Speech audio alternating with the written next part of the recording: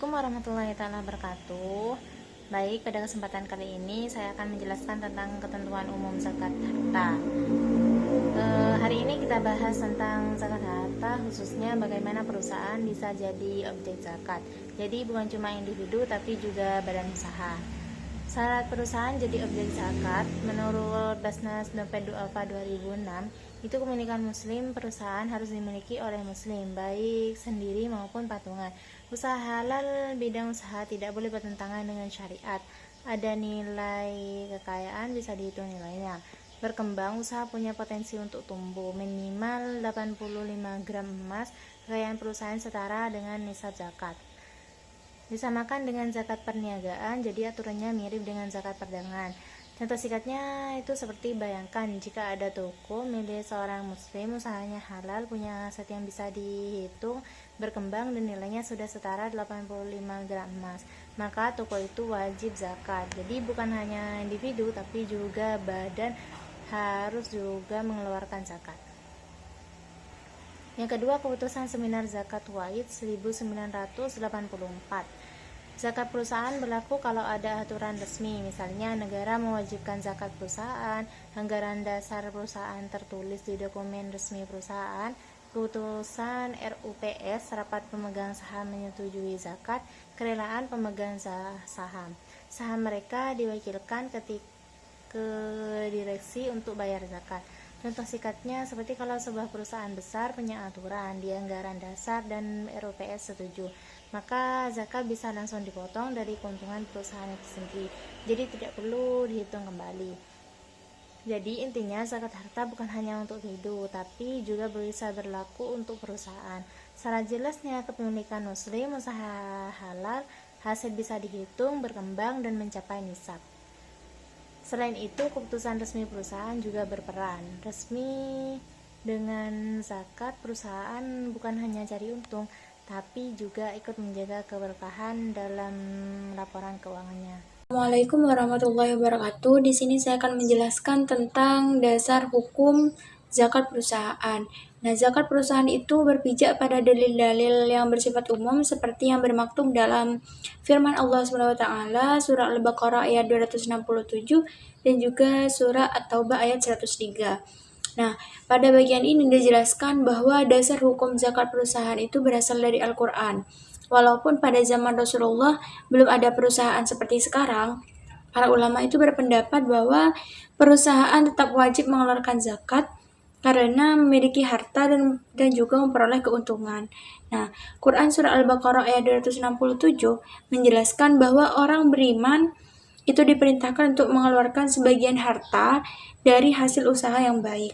Nah, Surah Taubah ayat 103 menjelaskan bahwa zakat itu berfungsi untuk membersihkan dan juga mensucikan harta serta jiwa manusia. Nah, jadi perusahaan yang memperoleh keuntungan juga memiliki kewajiban untuk mengeluarkan zakat sebagian bentuk ibadah dan juga kepedulian sosial. Juga didukung oleh sebuah hadis riwayat Imam Bukhari dari Anas bin Malik bahwasanya Abu Bakar As-Siddiq itu telah menulis surat yang berisikan kewajiban zakat yang diperintahkan oleh Rasulullah SAW kepadanya, yang berisikan pesan tentang zakat.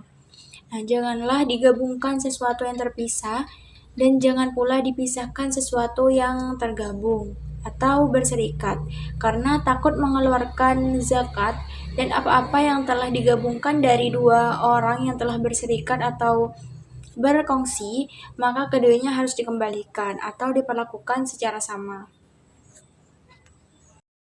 Assalamualaikum warahmatullahi wabarakatuh.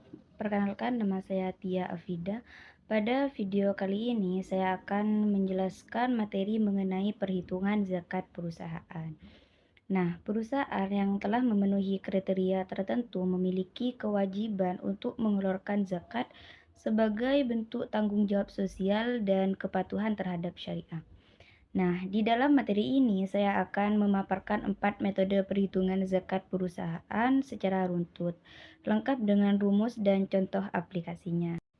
Kita mulai dari metode yang pertama, yaitu berdasarkan pemikiran T.E. Gambling, dan R.A. Karim. Nah, menurut pandangan beliau, zakat perdagangan dikenakan pada laba bersih kekayaan atas modal kerja atau berdasarkan laba bersih perusahaan. Beliau juga menetapkan tarif zakat untuk sektor industri sebesar 10%. Untuk rumusnya, seperti yang tertera pada slide tersebut, dituliskan sebagai berikut, yaitu dalam kurung modal ditambah cadangan dikurangi aktiva tetap ditambah laba bersih dan hasilnya tersebut dikalikan dengan 2,5%. Kita masuk pada contohnya. Misalkan PT ABC memiliki komponen keuangan sebagai berikut. Modal sebesar 500 juta rupiah, cadangan sebesar 100 juta rupiah, dan aktiva tetap senilai 200 juta rupiah. Nah, kemudian di akhir tahun operasional perusahaan berhasil memperoleh laba bersih sebesar 100 juta rupiah. Cara menghitungnya di sini yang pertama yaitu kita hitung modal bersihnya, yaitu 500 juta ditambah 100 juta dikurangi 200 juta aktiva tetap. Hasilnya yaitu 400 juta rupiah. Nah, yang kedua yaitu kita tambahkan hasil tadi yang 400 juta ditambah 100 juta menjadi 500 juta rupiah. Nah, yang terakhir di sini yaitu tinggal kita kalikan dengan tarif zakatnya yaitu 2,5%. Nah, 500 juta di sini dikalikan 2,5%, hasilnya yaitu 12.500.000 rupiah. Nah, itu menjadi zakat yang wajib dibayarkan oleh PT ABC. Selanjutnya, kita masuk pada metode yang kedua, yaitu menurut ulama terkemuka, yakni Yusuf Qaradawi. Dalam kitab hukum zakatnya, beliau menyamakan zakat perusahaan dengan zakat harta perniagaan atau perdagangan. Syaratnya adalah barang atau kekayaan tersebut dibeli atau dijual untuk memperoleh keuntungan. Kemudian sudah berjalan selama 1 tahun dan nilainya mencapai batas minimum atau nisab di akhir tahun. Jika syaratnya tersebut sudah terpenuhi, maka wajib dikeluarkan zakatnya sebesar 2,5% yang dihitung dari modal dan keuntungan, bukan dari keuntungannya saja. Lalu bagaimana dengan aktiva tetap seperti gedung atau mesin? Nah, Yusuf Qaradawi di sini menjelaskan bahwa aktiva tetap pada dasarnya bebas zakat kecuali jika aktiva tetap tersebut bersifat produktif atau menghasilkan pendapatan. Misalnya disewakan. Nah, jika menghasilkan maka keuntungan tersebut dari aktiva tetap dikenakan zakat sebesar 10%. Setelah dikurangi biaya operasionalnya. Namun, jika keuntungannya tersebut bersihnya sulit ditentukan, maka zakatnya dikenakan sebesar 5% dari total seluruh hasil kas kotornya. Adapun rumusnya di sini yaitu dalam kurung modal ditambah laba bersih dikalikan 2,5%. Kemudian ditambah dalam kurung keuntungan aktiva bersih dikalikan 10%. Adapun contoh perhitungannya yaitu katakanlah sebuah perusahaan kosmetik memiliki modal 300 juta rupiah dan laba bersih usaha sebesar 5 juta rupiah. Nah, perusahaan ini juga menyewakan sebagian area gedungnya atau aktiva tetap produktif yang menghasilkan laba bersih sewa sekitar 20 juta rupiah. Perhitungan menjadi 2 bagian. Yang pertama yaitu zakat operasional, yaitu dalam kurung 300 juta ditambah 50 juta dikali 2,5% sama dengan 350 juta. Dikalikan 2,5% di sini hasilnya yaitu 8.750.000 rupiah. Nah, yang kedua yaitu zakat aktiva produktif, yang mana 20 juta rupiah dikali 10%, hasilnya 2 juta rupiah. Nah, jika di total 8.750.000 rupiah, ditambah 2 juta rupiah, maka total zakat menurut metode Yusuf Qardawi di sini yaitu 10.750.000 rupiah. Selanjutnya, metode yang ketiga yang dirumuskan oleh Bazis DKI atau Badan Amil Zakat Nasional Provinsi DKI Jakarta. Metode ini menggunakan pendekatan modal kerja bersih yang diambil dari neraca tahunan perusahaan. Komponen yang dihitung adalah seluruh aktiva lancar seperti uang tunai di bank, surat-surat berharga, serta persediaan barang, yang kemudian dikurangi dengan kewajiban atau utang lancar yang harus segera dilunasi. Nah, ketentuan operasional dari Bazis DKI menetapkan batas nisab sebesar 98 gram emas murni dengan tarif zakat sebesar 2,5%. Contoh perhitungannya, semisal PTA di akhir tahun memiliki total aktiva lancar sebesar 600 juta rupiah dan utang lancar jangka pendek sebesar 200 juta rupiah. Kita asumsikan posisi nilai modal kerja ini sudah di atas harga emas 98 gram. Adapun langkah perhitungannya yang pertama yaitu kurangi terlebih dahulu aktiva lancar dengan utang lancarnya, yaitu 600 juta dikurangi 200 juta rupiah, yang mana hasilnya 400 juta rupiah. Yang kedua, langkah terakhir yaitu kalikan dengan tarif zakatnya, yaitu 400 juta rupiah dikalikan dengan 2,5% hasilnya 10 juta rupiah.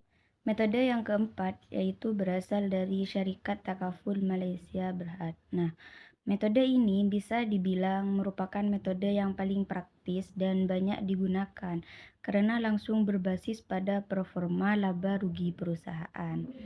Menurut regulasi internal Syarikat Takaful Malaysia, zakat perusahaan dihitung langsung sebesar 2,5% dari total keuntungan atau laba bersih sebelum dipotong pajak. Adapun rumusnya yaitu laba sebelum zakat dan pajak dikalikan 2,5%.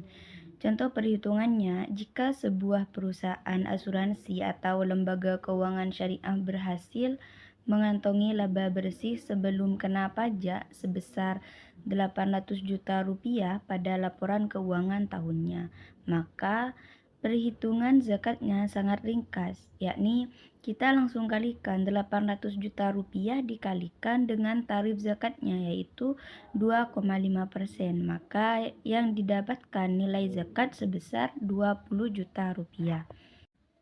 Perhitungan zakat selanjutnya akan dilanjutkan oleh teman saya.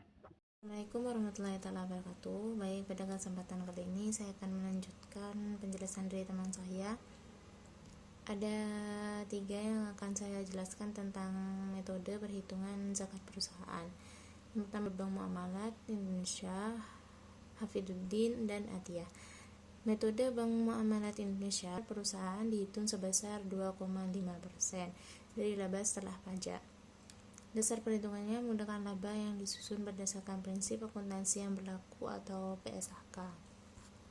Rumusnya yaitu zakat sama dengan laba setelah pajak dikali 2,5%. Metode ini relatif sederhana karena hanya menggunakan laba bersih setelah pajak sebagai dasar pengenaan zakat. Hafiduddin.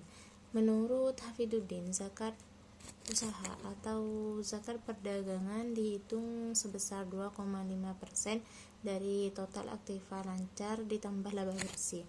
Setelah mencapai nisab dan telah berjalan selama 1 tahun, aktiva tetap tidak termasuk dalam perhitungan zakat. Yang dihitung hanya harta yang digunakan dalam kegiatan perdagangan seperti kas dan setara kas, persediaan barang dagang, piutang yang dapat ditagih, laba yang diperoleh dari kegiatan usaha. Rumusnya adalah total aktiva lancar ditambah laba bersih dikali 2,5%. Metode ini dianggap lebih mencerminkan kondisi kekayaan perusahaan yang sebenarnya karena memperhitungkan aset lancar yang berputar dalam kegiatan usaha. Yang terakhir saya akan menjelaskan menurut Atiyah. Harga perusahaan dibedakan menjadi 2 jenis, yaitu harta yang berubah, harta yaitu perdagangan. Harta ini meliputi kas, persediaan, dan aset yang diperjualbelikan serta berkembang dalam kegiatan usahanya. Perhitungannya yaitu modal ditambah laba bersih dikali 2,5%. Harga tetap seperti gedung, kendaraan, dan mesin yang digunakan untuk operasional perusahaan tidak dikenakan zakat secara langsung.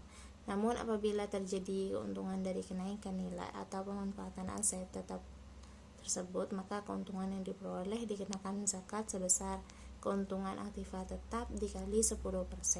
Metode ini membedakan secara jelas antara aset yang digunakan untuk perdagangan dan aset yang digunakan sebagai sarana operasional.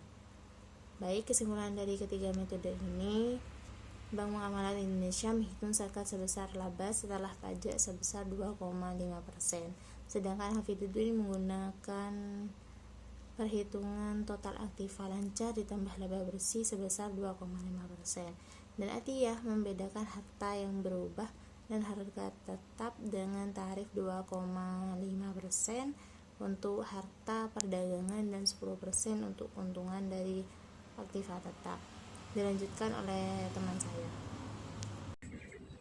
Selanjutnya yaitu ada AWIF atau Accounting and Auditing Organization Islamic Financial Institution. Nah, menurut AWIF ini, zakat dapat dihitung dengan dua pendekatan. Nah, pertama metode aktiva bersih atau net asset, dan kedua metode net invest fund atau net equity.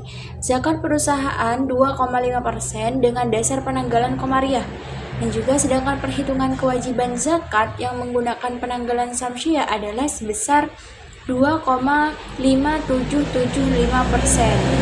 Zakat dikenakan pada kekayaan harta emas dan juga perak, aktiva tidak dikenakan zakat. Selanjutnya yaitu ada metode aktiva bersih atau net asset. Nah, metode aktiva bersih adalah cara menghitung zakat berdasarkan harta lancar atau harta yang digunakan untuk kegiatan usaha. Nah, yang termasuk objek zakat yaitu kas dan setara kas, piutang bersih, persediaan barang dagang, surat berharga, pembiayaan usaha. Nah, sedangkan tidak termasuk yaitu aktiva tetap seperti tanah, gedung, mesin, dan juga kendaraan operasional. Nah, maksudnya rumus ini digunakan untuk mencari jumlah harta yang wajib dizakati. Secara sederhana, semua harta lancar perusahaan dijumlahkan, kemudian dikurangi kewajiban atau utang jangka pendek dan beberapa pernyataan tertentu. Dan hasil akhirnya menjadi dasar penghitungan zakat. Nah, setelah itu baru dikalikan 2,5% untuk menentukan jumlah zakat yang harus dibayar. Selanjutnya yaitu ada metode invest fund atau net equity. Metode ini menghitung zakat berdasarkan modal dan juga sumber dana perusahaan. Yang dihitung dalam metode ini, modal yang disetor pemilik, cadangan perusahaan, laba ditahan, atau laba bersih yang belum dibagikan. Kemudian dikurangi aktiva tetap, investasi yang tidak diperjualbelikan, dan juga kerugian perusahaan. Nah, metode ini melihat beberapa besar dana bersih dan yang benar-benar berkembang dalam perusahaan. Jika hasil akhirnya sudah diketahui, maka nilai tersebut itu menjadi dasar zakat, kemudian dikalikan 2,5%. Nah, metode ini banyak digunakan dalam perusahaan dan lembaga keuangan syariah karena dianggap lebih menggambarkan kondisi modal perusahaan. Mungkin itu saja penjelasan dari saya. Syukran. Wassalamualaikum warahmatullahi wabarakatuh.